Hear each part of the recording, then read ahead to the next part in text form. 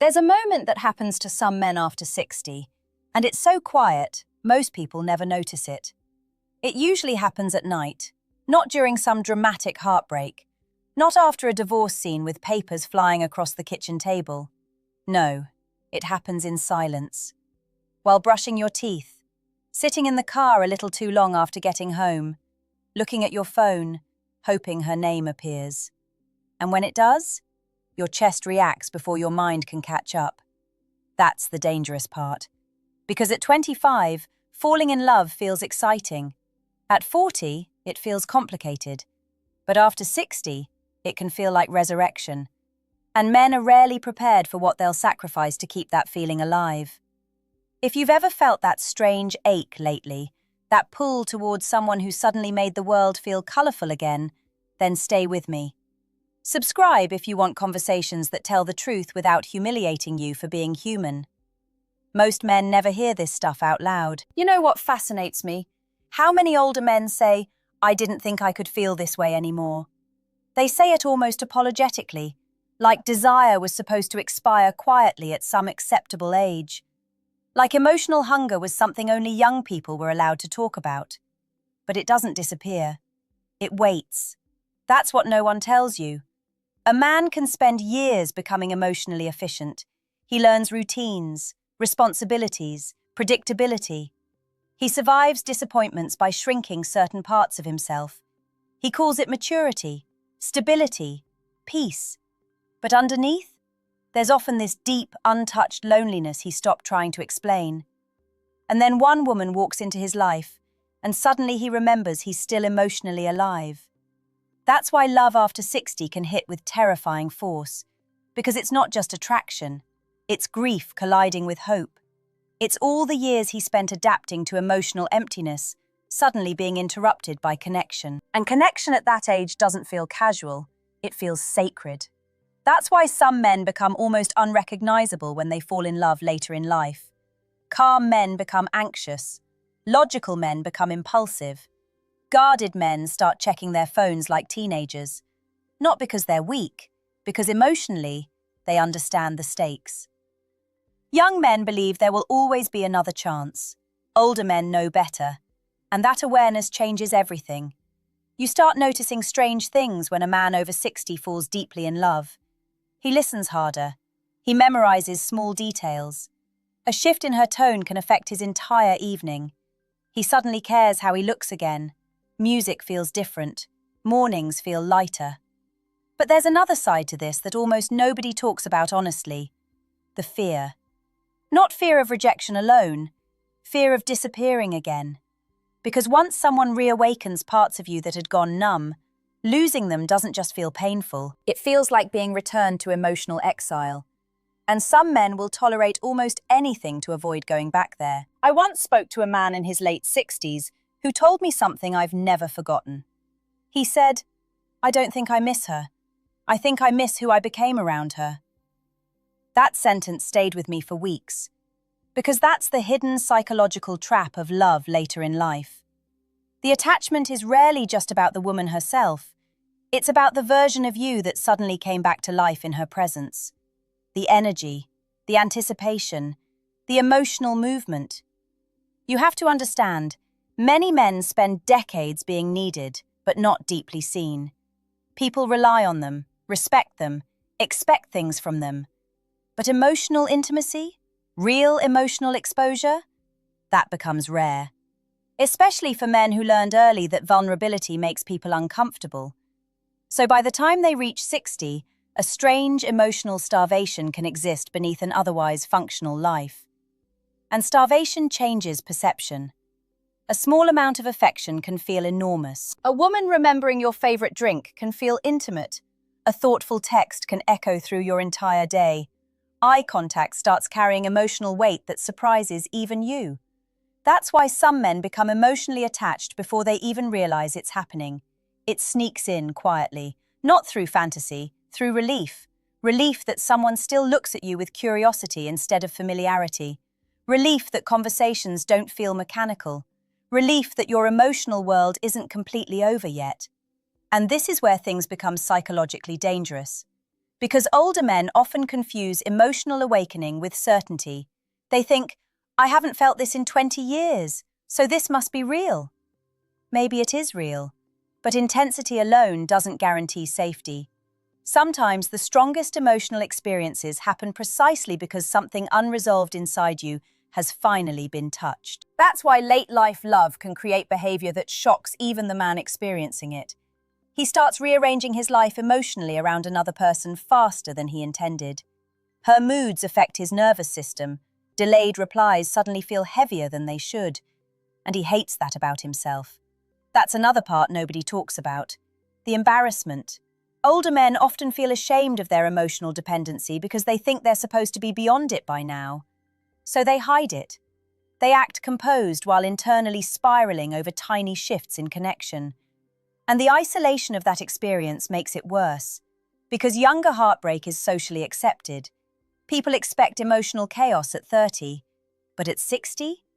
Men often suffer privately, quietly, with dignity on the outside and confusion underneath, especially if the relationship enters uncertainty, because uncertainty at that age carries a different emotional weight. You begin thinking in terms of remaining years instead of endless possibilities. That changes attachment completely.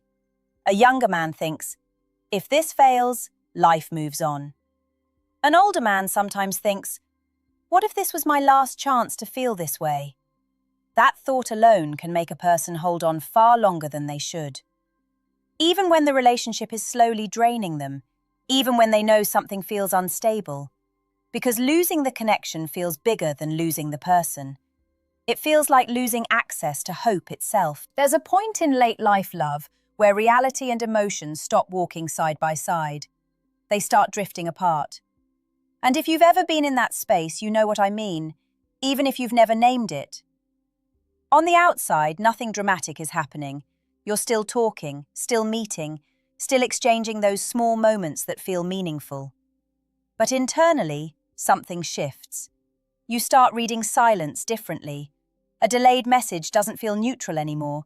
It feels loaded. A short reply doesn't feel like fatigue. It feels like distance. And without realizing it, your mind starts doing something very human, but very destabilizing. It starts filling in the gaps. Not with facts, with meaning. And meaning is where older men can become psychologically vulnerable in love. Because when life has already taken you through enough disappointments, your mind doesn't like uncertainty sitting unanswered. It tries to resolve it quickly. It tries to protect you. But protection can turn into distortion. You begin to interpret small changes in behavior as signs of emotional withdrawal. Not because they necessarily are, but because your nervous system is more sensitive to loss than it used to be. And that sensitivity, it can quietly take over your judgment.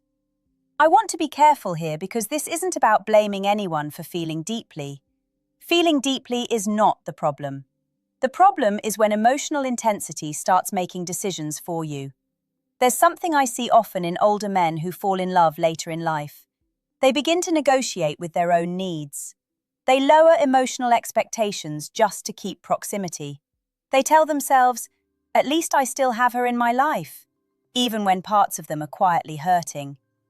And they don't call it settling, they call it gratitude. But underneath that gratitude, there can be fear. Fear of being alone again. Fear of going back to a life that suddenly feels louder than it did before. Because here's the thing no one prepares you for. Loneliness doesn't always stay the same as you age. Sometimes it deepens in contrast. Once you've experienced real emotional connection again, even briefly, the absence of it becomes sharper than it was before. And that sharpness can change behavior. You might find yourself overanalyzing conversations that used to feel simple, replaying interactions at night, wondering what you said, how you said it, whether you were enough in that moment. Not because you're insecure in a shallow sense, but because connection has become meaningful again, and meaning makes everything heavier. This is where emotional imbalance can slowly form without anyone noticing. One person may be engaging casually, while the other is emotionally investing at a much deeper level. And the older man, wanting to preserve what feels rare, may start adapting himself in ways he doesn't fully recognize. He becomes more available than he planned, more accommodating than he intended, more emotionally responsive than is reciprocated. And still, he tells himself it's fine, because losing the connection feels unthinkable. But what's unspoken here is important. Love at this stage of life doesn't just test your heart, it tests your self-awareness.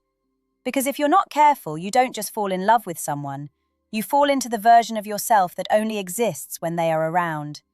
And slowly, without noticing, you begin to measure your emotional stability by their presence, instead of your own grounding. And that's where things quietly begin to slip. There's a moment I want you to imagine, not as theory, but as something real. You're sitting in a quiet room, maybe it's evening. The house has that stillness older men know too well, the kind that used to feel peaceful, but now feels a little too empty. And your phone lights up. It's her.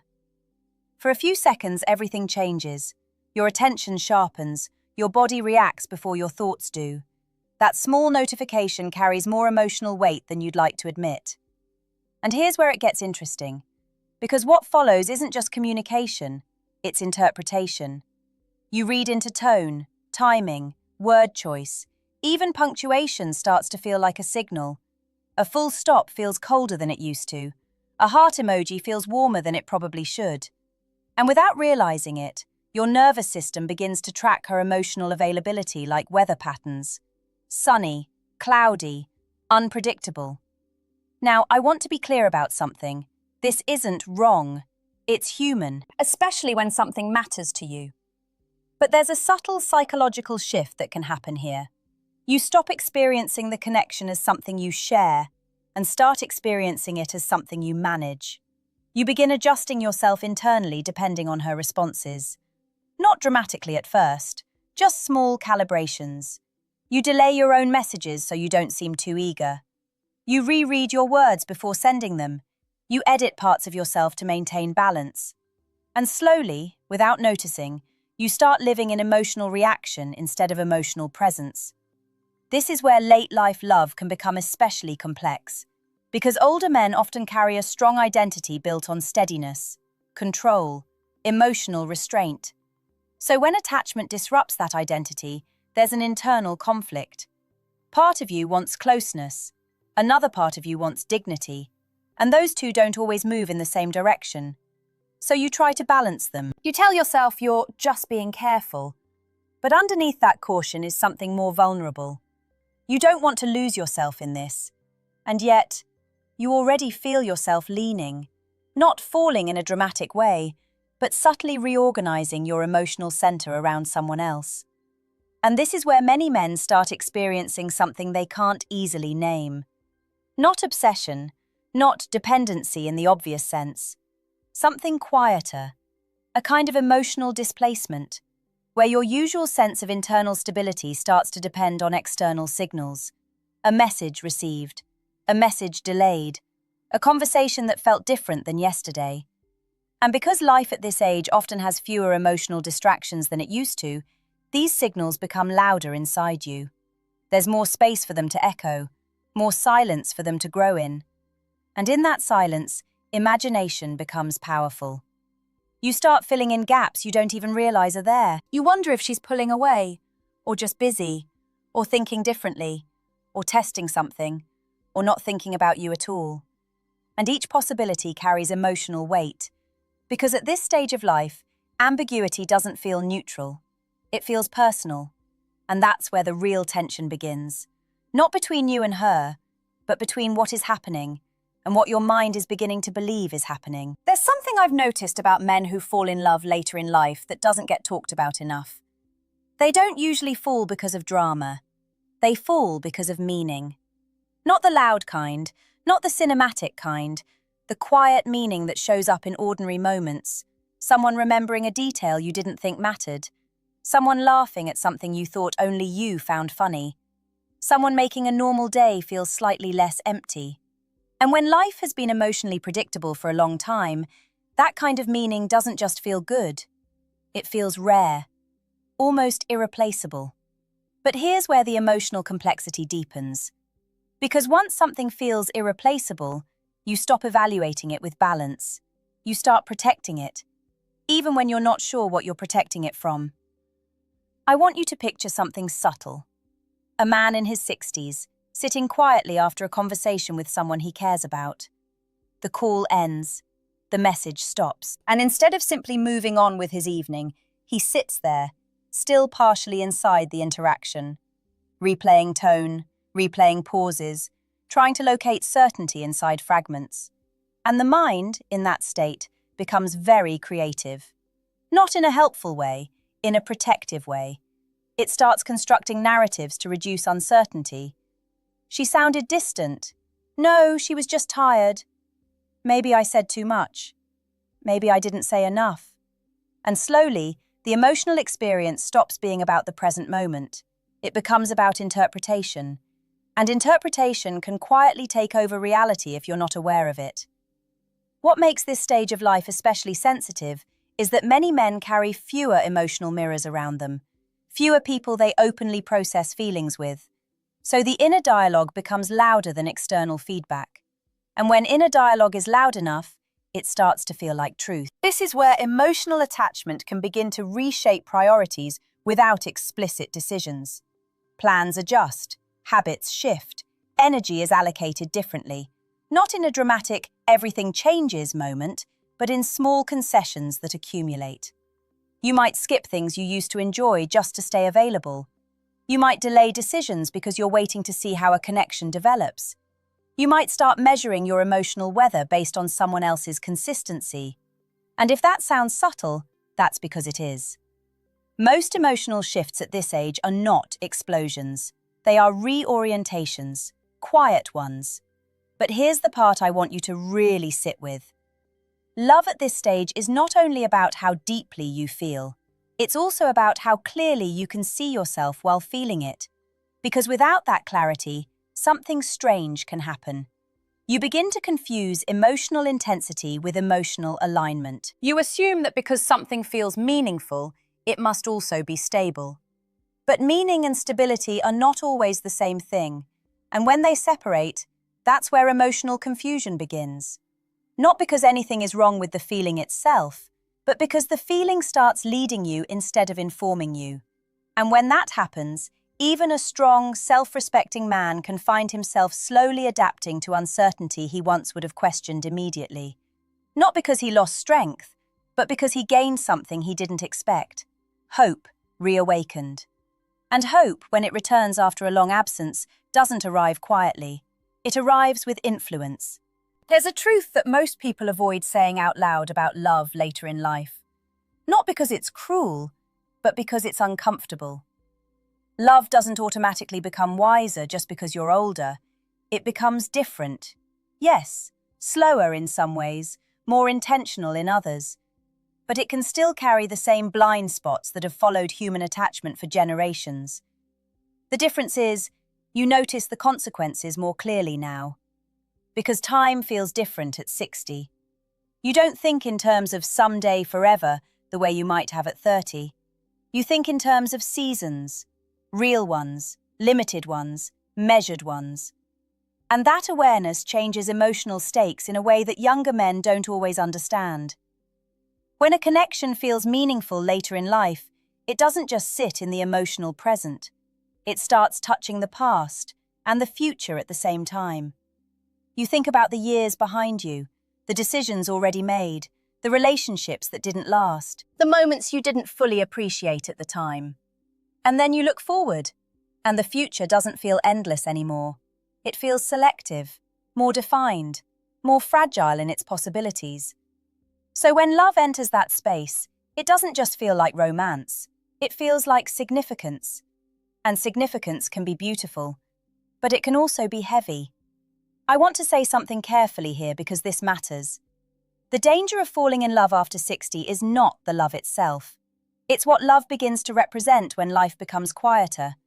It can start to represent renewal, youth, proof that you're still emotionally alive, proof that something still moves you, that you're still seen, still chosen, still relevant in someone's inner world. And when love begins carrying that much symbolic weight, it becomes easier to overinvest in it emotionally without noticing. Not because you're naive, but because you're human in a very specific emotional season of life. And this is where clarity becomes essential. Because healthy late-life love, the kind that actually lasts and feels peaceful, doesn't demand that you disappear into it.